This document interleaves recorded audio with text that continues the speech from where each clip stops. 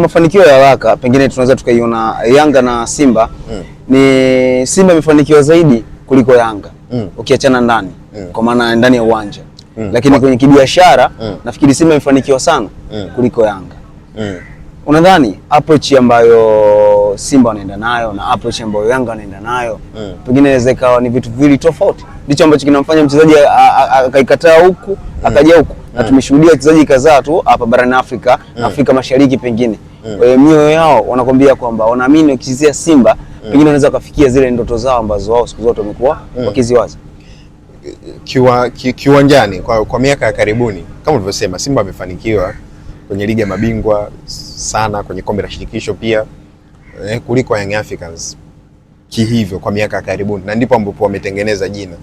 Lakini sasa hivi Young Africans amechukua hicho kitu kiko upande wake kwa sasa hivi, kwa tukipima kwa mafanikio ya uwanjani Young Africans yuko vizuri kwa sababu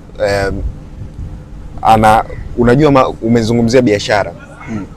Ili biashara yako ifanikiwe inatakiwa ushawishi kupitia uwanja, na uwanja unaoshawishi ni wachezaji.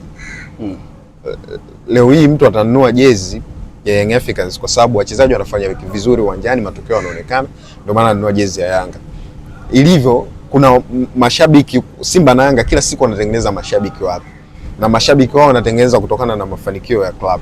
Leo wasanii wengi wako kwa Young Africans. Kwa nini? Kwa sababu Yanga ndio inafanya vizuri. Tamasha la Yanga linakuwa na watu wengi, hata la Simba pia linakuwa na watu wengi, lakini Yanga ni rahisi kuiimba kwa msanii ambaye hafuatilii mpira, na tumeshuhudia hivyo. Ni rahisi tu, utaimba makombe utasifia nani kwa sababu wachezaji wote wa Young Africans kikosi chao kinauza.